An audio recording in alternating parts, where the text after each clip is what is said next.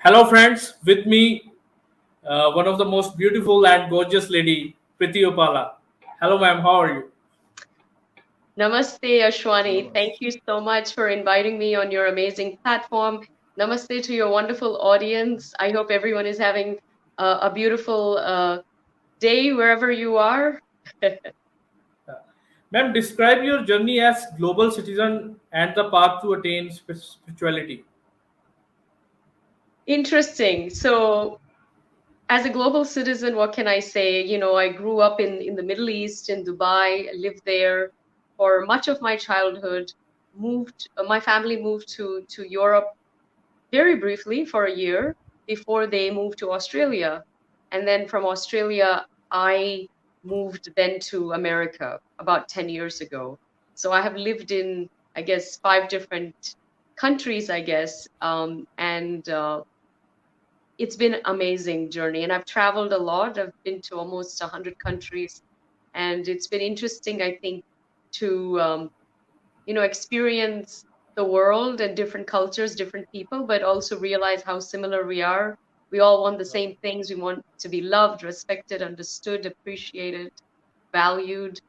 So I think human beings are human beings everywhere. And beyond all of that, we are spiritual beings first, having a human experience in this world.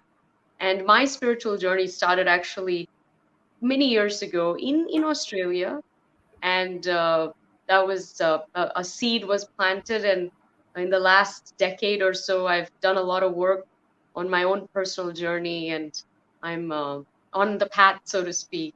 And it guides me, it gives me a lot of clarity, and I always have to check and make sure that I'm following my dharma, following my purpose, my truth, and always be on the right path. And the divine will, the Brahmand, as we say, the universe, the universal consciousness, will always take care of you as long as you're doing, uh, following your dharma, and making sure that you're mindful of your karma, or karma in this life. So it's been quite a journey. Definitely going with the flow, and having gratitude, and try to be love and light in the world. Ma'am, basically you stressed on one word, dharma. I basically read about dharma. It is basically the combination of passion, expertise, and usefulness. So, do you think there is other definition regarding dharma you know about it? Yes, I mean, it's funny because the real word is dharm, I guess, in Sanskrit, right? And dharm means two things. One is your duty, your purpose, Duty. but also it means, literally means faith, and your religion. Because in Sanskrit and Hindi, they'll say, "Aapka dharm kya hai?" And they mean, what is your faith, and you can say, "I'm a Sanatani," or "I'm a Jaina," or Charvaka, or whatever. So it had, a lot of Sanskrit words have multiple meanings, and a lot of these Sanskrit words, they are not translatable. There is no English word that really describes it properly. You have just something that comes close. And I think, moksha, nirvana, karma, dharma, atma, uh, Brahman, Brahma, all these things are these Sanskrit words that cannot be really translated into any language. That's why it's nice that the world, speaks them as they are written. I hope that never changes. That they're replaced by some English or some other translation. I probably that'll never happen because you'll it'll be hard to find the right word even to I guess describe it properly. So, ma'am, coming to our beloved game, cricket, which we Yes. all so Indians passionately follow. So, India will be facing England on Wednesday. What are your take on this series? Will we India going as slight favorites, or you think England will steamroll India? Many thoughts. Firstly, this is the one of the best chances that India will ever have to beat England in England. And they've waited since the 2007, very, very long time. And we don't know what next year will bring, but this particular English team, without their best player, Ben Stokes, without Jofra Archer, um, i- and Chris Wokes, it will struggle, other than Joe Root and, a couple of other players. I just think that it's a young, inexperienced, unbalanced side. So that's one thing. I think India has a great opportunity here, and if they don't make this happen, I think they will struggle in the future to do so. Having said that, we have issues too. I think our bowling is in excellent shape. We have our pick of fast bowlers. We have the two best spinners in the game right now, right? Ashwin and Jadeja. You've got you can pick. You've got Shami, Siraj, Yadav, Ishant Sharma, Bumrah, of course. So, I think you can, get the combination that you want. But my concerns really are in our openers. Now that Mayank Agarwal will not be playing, Truman Gill is not there, obviously. Uh, I mean, how fit and how optimal is KL Rahul? Of course, Rohit Sharma will open. Kohli will probably bat at three. Um, on paper they look fantastic, but they haven't delivered recently, and certainly in these conditions they do struggle. I have to say that, and I don't think that will be, the conditions are the conditions. Uh, yes, I think in August the pitch will be pretty dry. Hopefully, the weather will not be playing spoil sport, and spin will come into effect, which will help us a lot, I think. So I think the bowlers are going to do their job as they have been doing for the past few years. I am very concerned with our middle order, and in this case, even the openers. They haven't been getting enough runs on the board. And although I don't predict a very high scoring game by either side this series, I think that they just have to make sure that they put up enough runs on the board. England, you know, uh, they have a lot of issues. However, they do have the home advantage, and the conditions will favor them. Maybe not as much as they would a month ago. They would have a month ago, or if they had, Stokes and Archer. But it is what it is. So I think both teams are kind of not. Uh, they both have concerns, and they're not the best either. But India will want to make good of this opportunity. I think it's a great opportunity for them to prove that they are the best side in the world, and that they can play on any surface in any condition against any home team around the world. I truly think that if there's any team that can do that, it is India. Have they done it? Not quite. Can they do it? With a series win here, they could absolutely prove that. Um, let's see what happens. I think it's going to be a very interesting series. Coming to India's batsmen, India captain and star batsman Virat Kohli has not scored a test hundred in nearly 2 years. While opener Mayank Agarwal was ruled out of the first test, do you think uh, India's batting will be a concern in the upcoming test series? Because Chiteshwar Pujara, he also has average under 13 in England, and Ajinkya Rahane since kick start India's stunning revival during their eventually series win in Australia. He hasn't passed 15, 13 test innings. Okay. Yes. You know, it's funny. So, We have such incredible players. However, their averages and their performance in England is pretty abysmal. I don't think they'd be proud of it. Um, and in in the other SENA countries other than England, I think they do fine, and of course at home they do very well. But yeah, the English record not that great.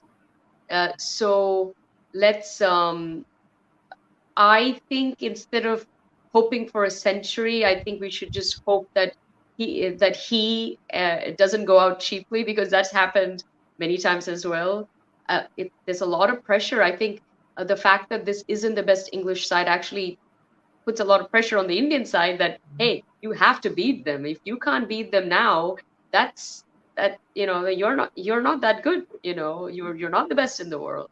So I think there's going to be enormous pressure on him to deliver each of the tests, and I don't think he's going to do it obviously all the 5 times. I might not even sure if he'll play all five of them. We don't know how things are going to unfold, but I think he should just forget about centuries at this point.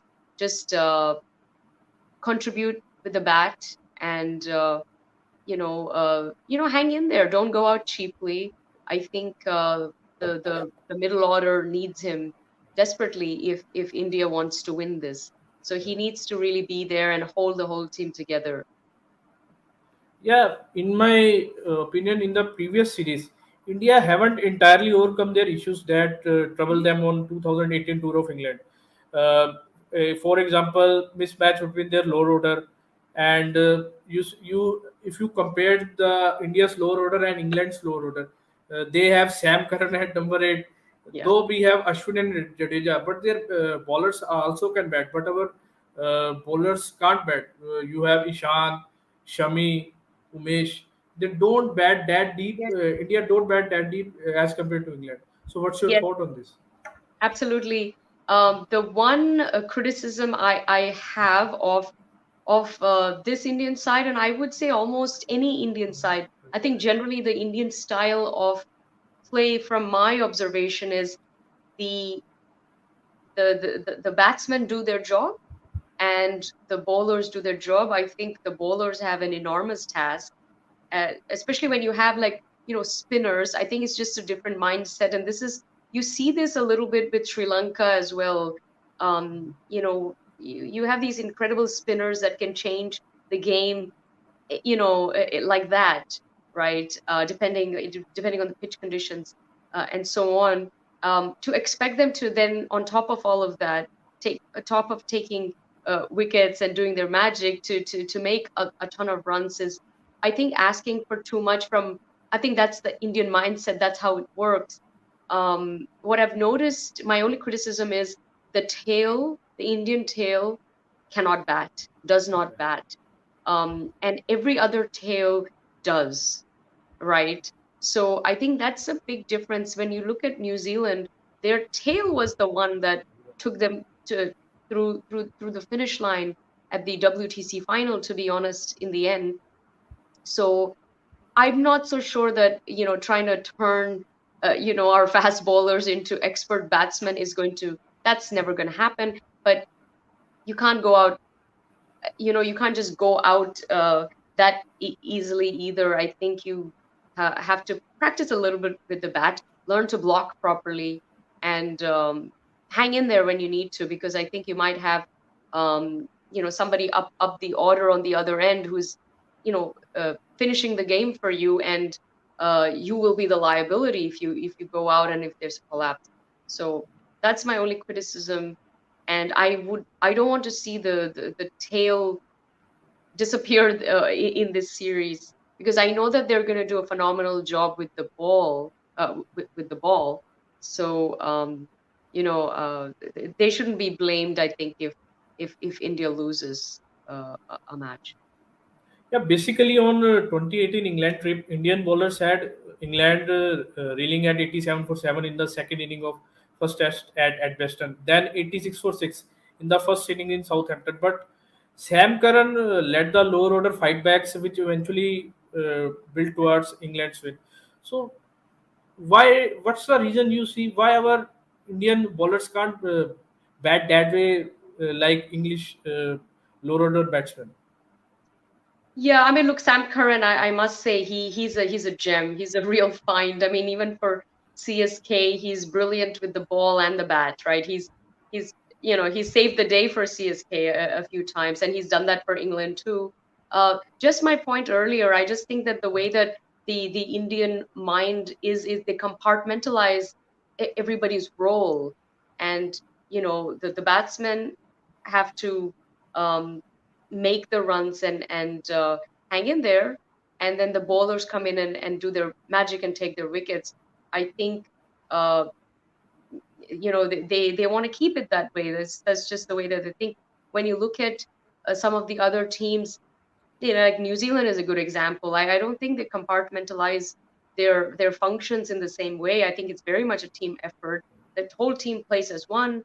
Everybody's helping each other on the field, contributing whatever they can, and they always manage to do very well. And I think maybe some of the other teams, Australia and England, maybe maybe their bowlers are they intentionally practice a little bit with the bat to get some runs. Um, Maybe it's just the spin factor. Maybe when you have um, such incredible spinners who are match like game changers, I feel they're just not. Well, I mean, in this case, both of our spinners are actually decent with the bat. It's really the fast bowlers that are, that can't bat. But I don't know. I think it's something to do with the Indian mindset. But I will tell you this: the mindset doesn't change overnight. So more practice. I think the only thing that can help you is practice, practice, and more practice. So we talk about the fast bowlers. Coming to the spinners, so how do you assess Ashwin's roles in this series? Ashwin is again, he's the best spinner in the world right now. I actually believe he's incredible. We saw his magic in the WTC final. He was really beginning to, the last day I think was brilliant. Um, the weather is going to hold. It's going to be warm and dry. Will absolutely suit him and Jadeja. I think they're going to be phenomenal. And I think Ashwin is a man on a mission. He's very energized. You can tell he's in good spirits. He wants to, he wants revenge, I think. I think he really wants to prove a point. And we don't know how many more years he's going to play. And I think he wants to make these next few years count. And, playing very well or beating England in England is phenomenal for his career. And I think he's going to prove lethal with the ball, and let's see what he does with the bat too. But again, Jadeja, I think, is also going to be phenomenal too. So that's one area where I don't have any concerns or issues at all. I think with this Indian side. Yeah, basically on the 2018 tour, he bowled with an injury that left him lacking bite on his spin-friendly pitches as compared to Moin, and Moin Ali outbowled him. Yes. The, so, uh, so coming to India's squad, if England leaves green grass on the pitch, do you think out of Ashwin or Jadeja, who will play? Because Siraj will come as a third seamer. So and India, I think, play extra batsmen. So do you think out of Ashwin and Jadeja, one will be playing, and who will be playing, Ashwin or Jadeja? I keep getting a feeling, and I'm starting to understand how. I don't want to say selectors, but I'm starting to understand how this captain and coach think. I have a suspicion that both Ashwin and Jadeja will play for the majority of the matches. Um, and they'll go with them, and they'll go with three fast bowlers.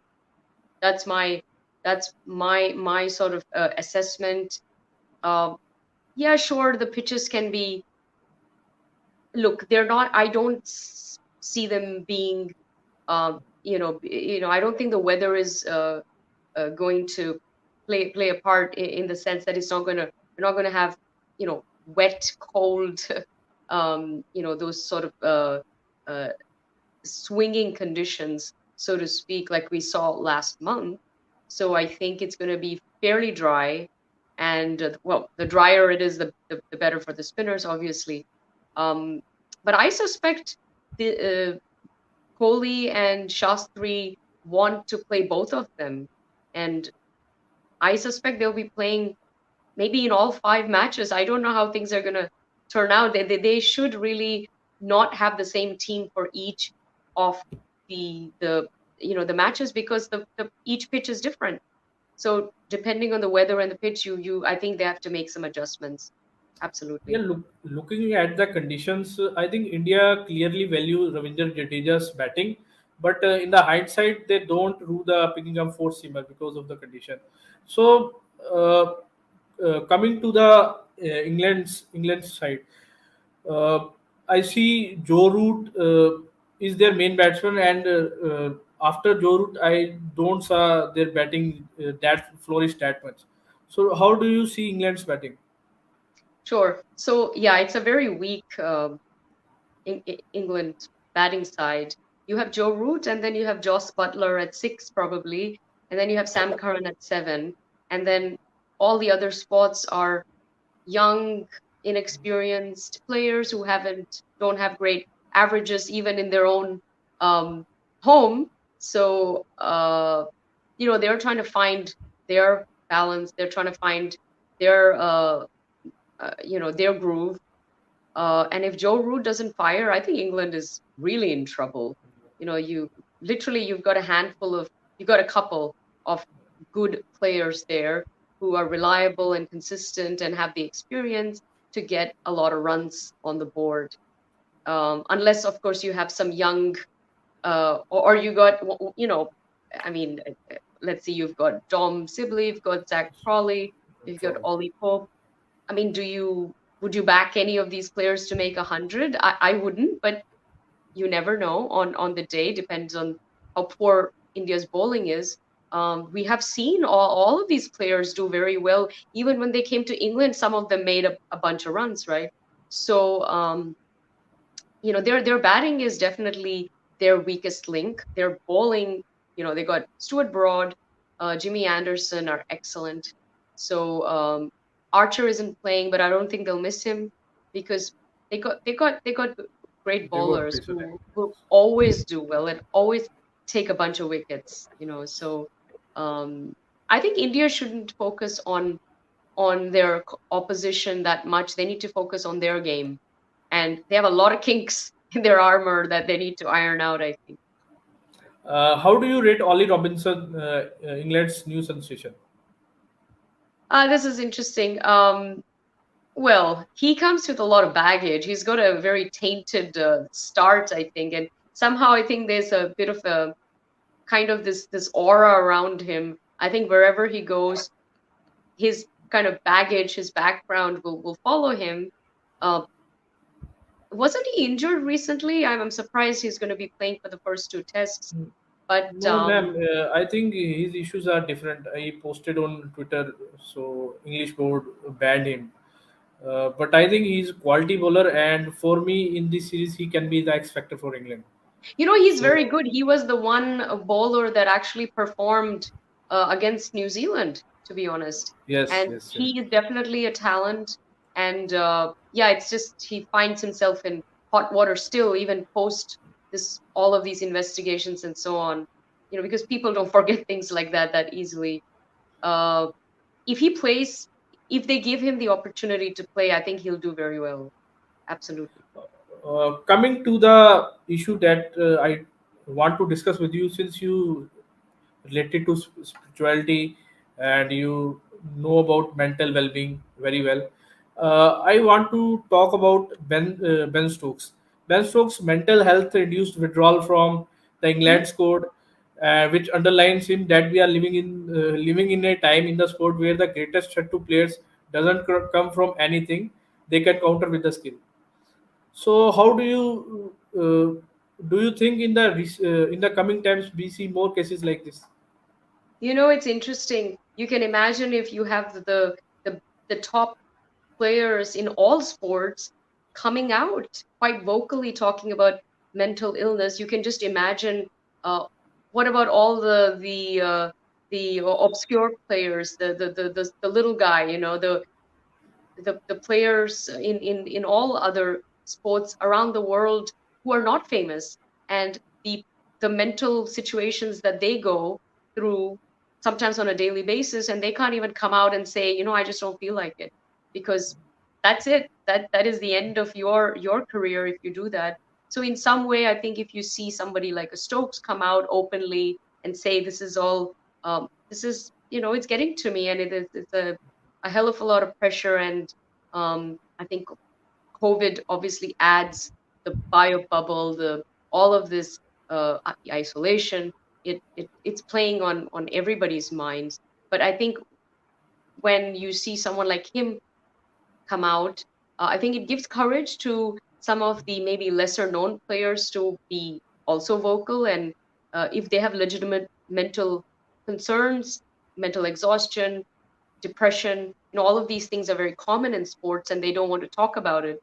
But it gives, I think, space for lesser famous players, I think, to uh, at least at least speak out, or tell their coach, their manager, selectors that there is an issue.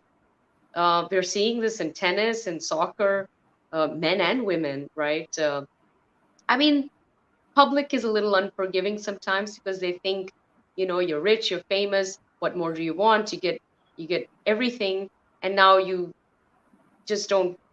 Oh, it's too much, and you're going to withdraw. I think we've seen a very unforgiving audience, or fans in all sports, including the Olympics. And it's interesting. I think there is a time and place. Some people are just mentally stronger than others. Mental illness has existed since the beginning of time.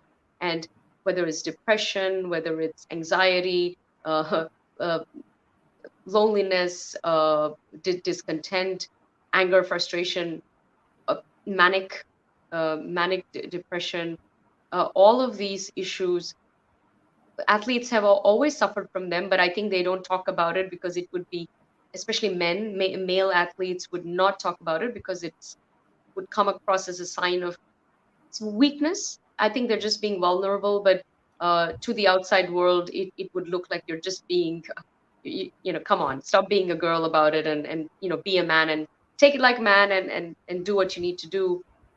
Um, so I think we'll be seeing a lot of this, and I wouldn't be surprised if the next player to come out.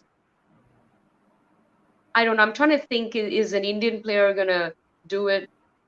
I don't know. Maybe not. I don't think it's the Indian way. I think we internalize everything. So if there is a problem, and we all have problems, I think somehow Indians, we put up with it. We find a way to kind of keep it within, and go and almost pretend that it doesn't exist, and go do what you need to do, then try to deal with it later. I think other people are more forthright about their situation and try to deal with it right then and there. So maybe we won't see an Indian player come out and say, I can't do this. Definitely, I see either an Australian, English, maybe not New Zealand, but I can see other teams doing the same thing. I can see IPL players, especially not the Indian ones, but the international IPL players. When it resumes, I can even see that happening. So yeah, it's going to be more of a common theme, I think. Yeah, ask anyone who has suffered with the mental health issues. They will tell you it will start with a trigger for a significant stress and builds to a point where things that one would otherwise experience as manageable feel extremely traumatic, because I himself experience that sort of things. Mm-hmm. So I can tell you with my experience. So coming to Olympics, Mm-hmm. uh, ma'am, did you watch today's match? I must say I watched a little bit of it. Firstly, kudos, congratulations to both the Indian women's hockey team, the Indians men hockey team. They have been phenomenal. We are world champions. We're the only country in the world that have won 8 consecutive Gold medals. Olympic gold medals in a row. No other nation has won more gold medals in the game of hockey than India. It's sort of unofficially our national sport. Before cricket was a thing, we are a hockey loving nation. The love and the enthusiasm we have for hockey as a country is almost even more than cricket. Cricket is, obviously it's evolved into, it's morphed into something completely different. But we will always be a hockey loving nation. It's amazing to see us getting back a taste of that glory. Men have always been phenomenal. I think now the women are like, we're not that far behind. We can do what you can do. And they have been phenomenal. In fact, now they stand a chance. They have a better shot. They might end up with a gold or a silver. I hope the men's team ends up with a bronze. That would be a great end to their campaign. I think the women, I mean, they're not the number one team in the world, but on the day, if they defend them, if they're defensive, um, they can go all the way. And Olympics is a beautiful thing. The finals are a beautiful thing. It's anybody's game. That's why you get the most unexpected winners sometimes. And I think that the women's team could easily end up with a silver or a gold. And I think the whole country is hoping for that. What your biggest takeaway from this Olympics? Wow. Mirabai Chanu, Indian women hockey team, PV Yeah. Sindhu. For me, couple of takeaways is firstly this I all said and done at the end of this Olympics, this would have been our most eh, post 1980. This will be our most successful Olympic campaign, not because we won the most medals, but because we competed, I think, at a very elite level across many sports, and we've shown such strength, especially in the face of COVID. But my big takeaway is also that the champions of India are not coming from the metros. They're not coming from the Delhis or the Mumbais. They're coming from the Northeast. They're coming North, from Telangana. They're coming from Punjab. They're coming from Haryana. Uttarakhand, from Haryana. And that's where I think our government, our sports ministries, you need to make sure that you invest in those areas and nurture and support men and women in these areas, because trust me, the talent is there. Northeast is a gold mine waiting to happen in terms of sports, including soccer, because I So think the Northeast, their build, their intent, their mentality is very different to different. the the the rest of India, right? They have this killer instinct, and I think their frame, they're very fast. They would excel in something like soccer and many other sports as well. And I think that they need to be nurtured more. You know, so I think India needs to look for small towns, look for these areas of India. I mean, Punjab has done phenomenal in raising these incredible hockey players, and they should continue to do that. Basketball players, we can absolutely groom some amazing Punjabi young boys. I've seen boys that are like 6'5", they can absolutely compete here, even on the highest levels. Why aren't they doing it? India should put together a I want them to put together a soccer World Cup campaign for uh, not Qatar, but the one after. I think, again, there's no reason why we can't dominate. We should be dominating in several sports, I think. So it's been a very successful campaign. I think um, whoever was involved, and I know there were many people involved. They all need to be thanked, and I think they should be very grateful. Sorry, they should be very proud of uh, their hard work and achievements. Uh, Ma'am, basically, India is participating in that sports which they not used to be. Yes, You saw Fawad Mirza in sailboating. So I think Indian sports is going forward, but yes, they don't click that final moment which we saw in cricket as well. Uh, in near future, I think we saw more medals. What are your thoughts on that? absolutely. I think that whole oh, we're just so unlucky, we come so close. We really come close in the Close. history of the Olympic Games. People don't realize we came very close many times to getting a bronze, sometimes getting a gold even. The amount of times that India has come fourth, I think it's a lot, and people don't remember the fourth because they're not on the podium. And then it just looks that when you don't have a lot of medals, it looks like, oh, this country doesn't have any sporting capabilities. That's not true.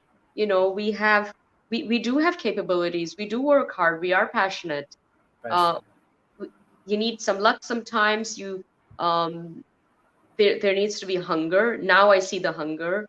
Their infrastructure is there, the resources are there, and as much as we dominate in cricket, there's a ton of other sports out there. And I think this Olympics has showing the world that we're not just a cricket playing nation. We can actually compete internationally uh, on par, and we're taking home several medals. So we should be very proud of ourselves.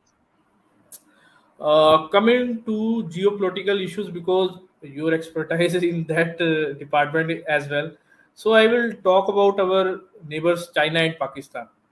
So basically, these are three nuclear powers. China, India, and Pakistan holds Yeah. the key to the future of South Asia. As the West withdraws from Afghanistan and US influence in the region declines. So, do you think this triangular strategic relationship between India and China will become more complicated unless these two major powers can define the parameter of new regional order?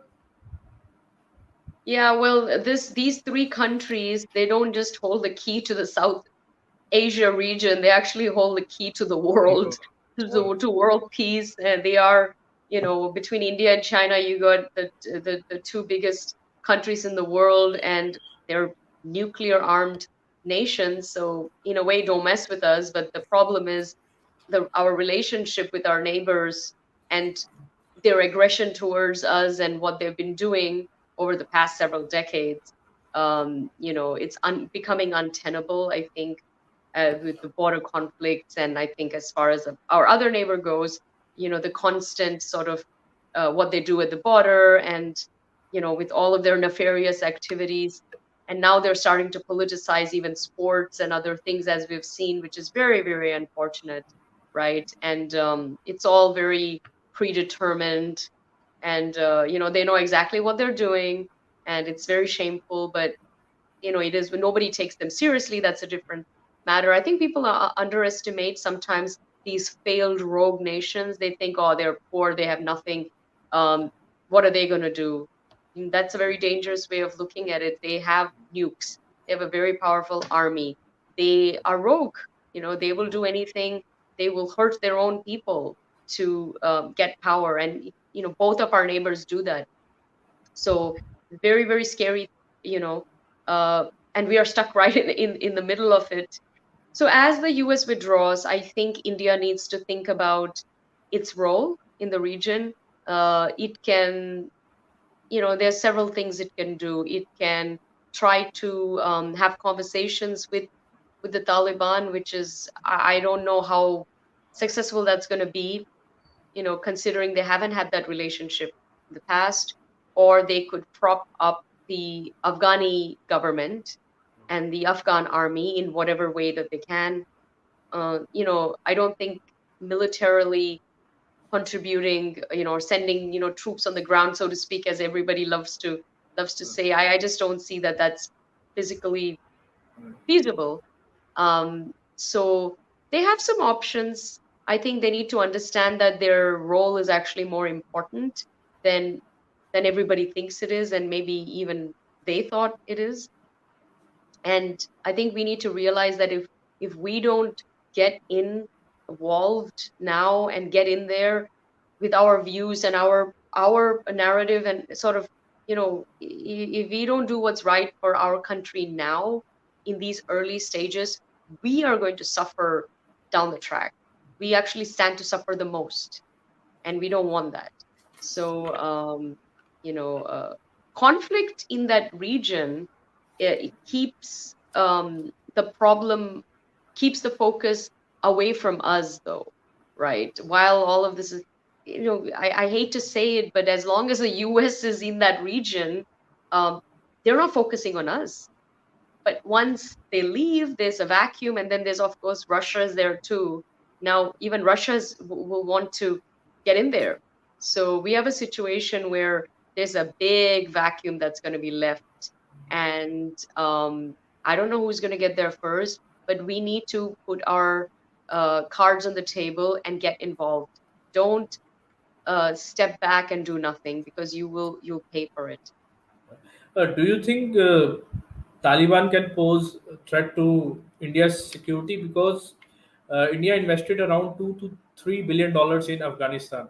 So, so it can. So you think Taliban can poses any security threat to India? So yes, 3 billion over 20 years, but that money was to the democratically uh, elected Afghan government, to the Afghan army, right? To the Afghan people. It wasn't to the Taliban, right? So we didn't do any favors for them. We don't have an allegiance with them. They're not indebted to us as such. So, you're dealing with, again, crazy people who are very radical and fundamental, and they have a very strange sense of reasoning and logic for why they do what they do. So, just because you're the good guy and they shouldn't attack you doesn't mean they won't, right? In fact, if you're seen as a weakling, they will attack you, because that's what bullies do, right? So, yeah, I think we need to be really careful and don't get too comfortable and thinking. I think we tend to have this moral high ground sometimes, that we are a great nation. We are not, imperialistic. We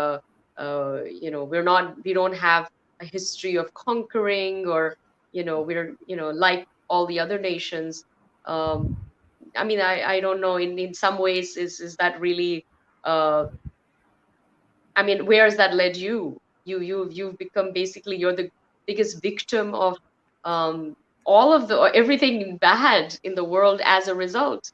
If you've been more passive in the past, pacifist, so or weak, or not able to, we still get. I know we spend so much on arms and security, and we have great intelligence.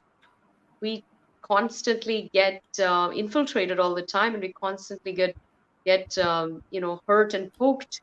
How?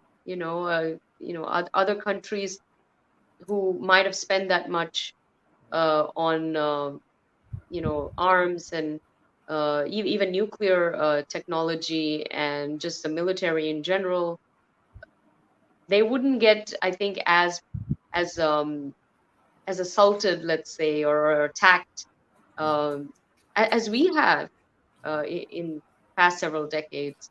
So something isn't right. I think they need to really, be have an honest conversation with, where's the money going, how is it being spent, why is, I know we have great intelligence, but why does the intelligence keep um, failing to find out these things? Why is it always too late when something's happened?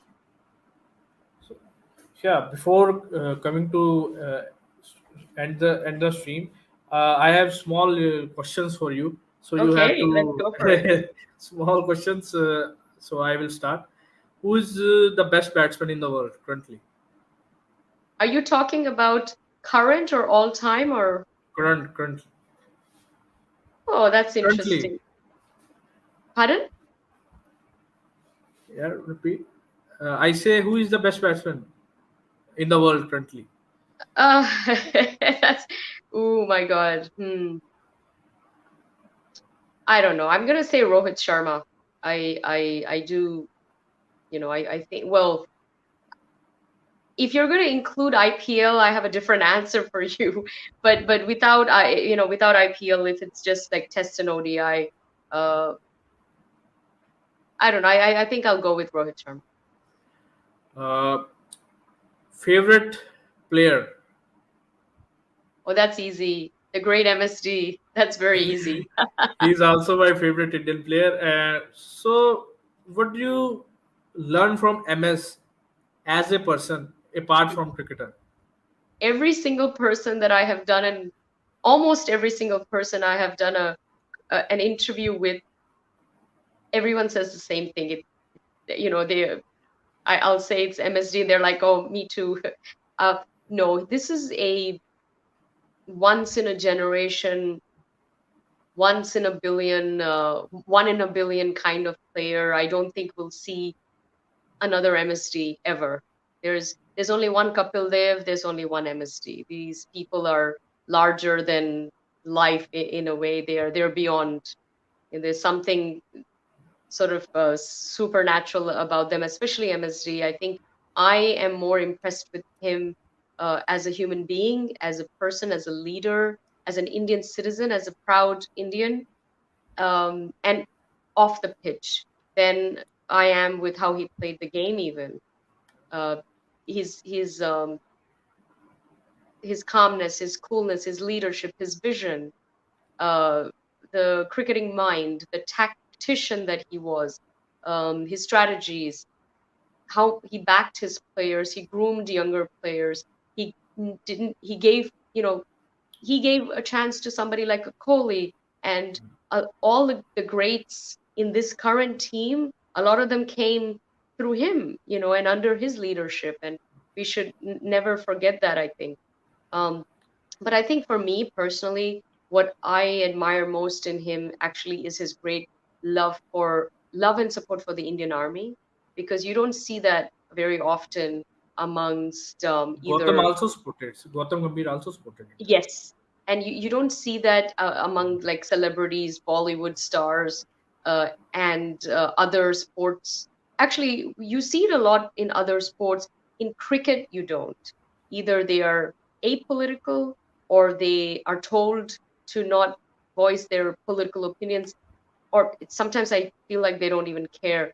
But he was one of the few that I think had his heart on his sleeve, and I think his training with the army, his contribution, his service, and his great love for India, and the fact that he's really from a small town who is became the greatest living legend in the world of cricket globally. I think that's a phenomenal story and very much the story of India in a way.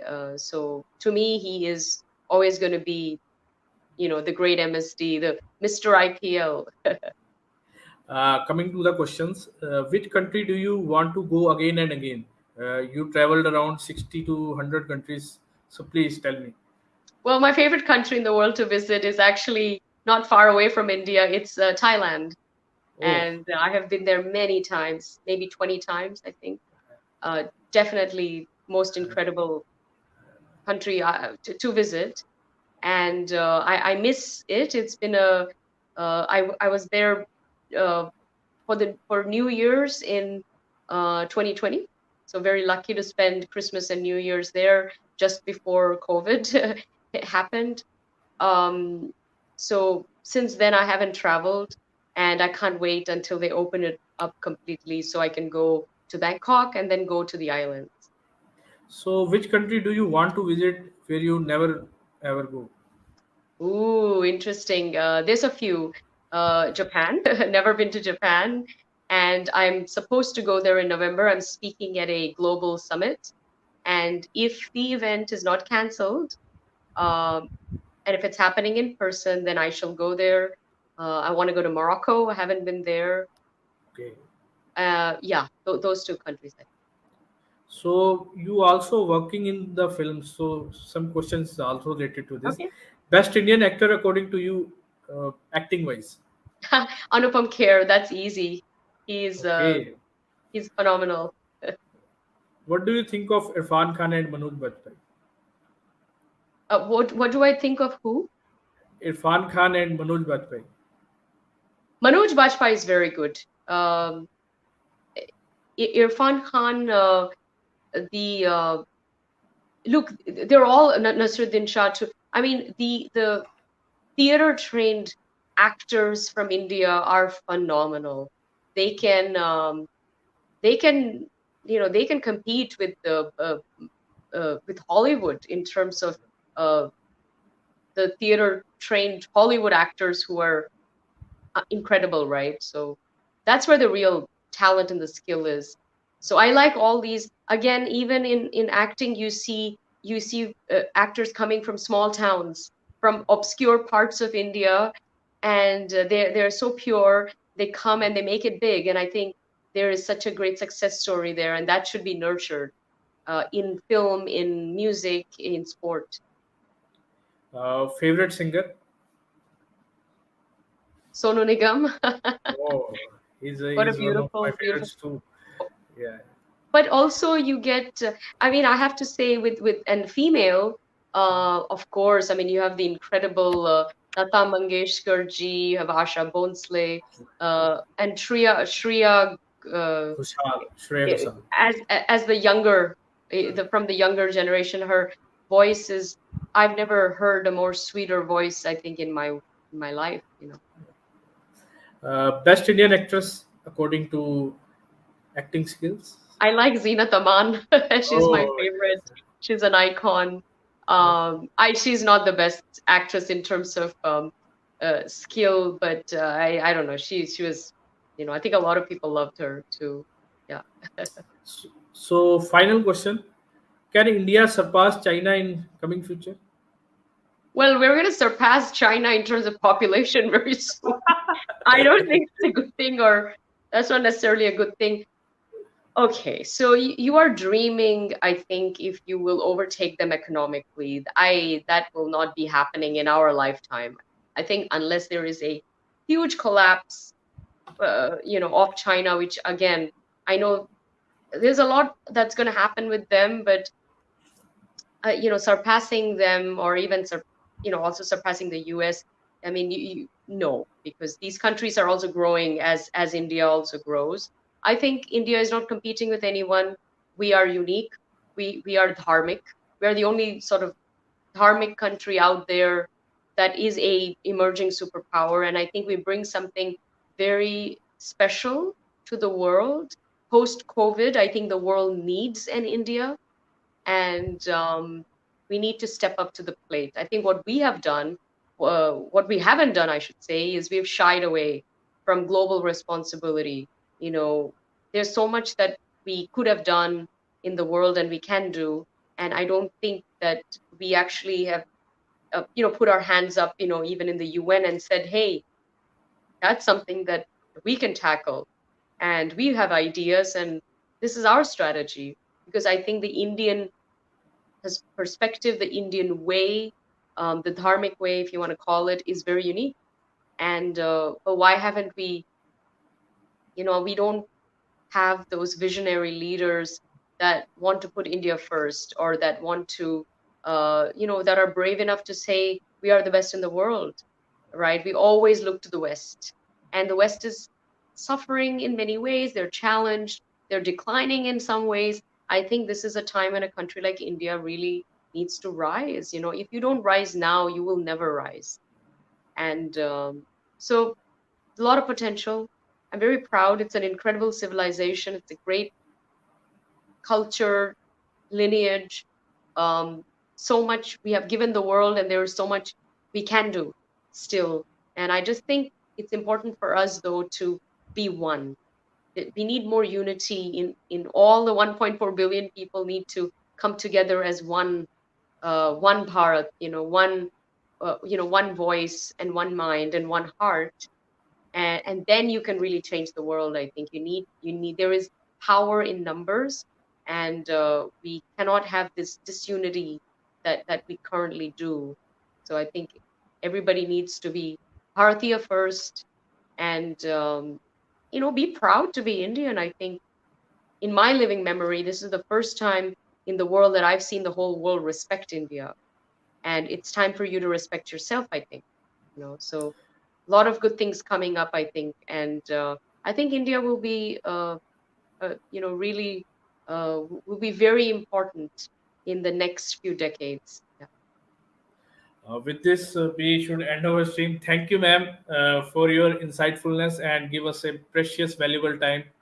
Uh, we will meet ma'am again if ma'am is available. So thank you, ma'am. Uh, Please like and subscribe the channel if you like the content. Thank you very much. Thank you for inviting me. It was a pleasure. And guys, please check out my channel, The Preity Experience.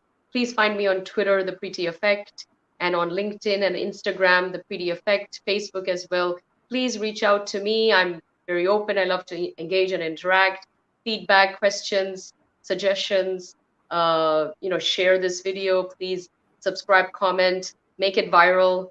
And please invite me on your platform as well if you have one, and if you would like to have me on. It's always a pleasure to speak with different people. And thank you again for having me on your platform.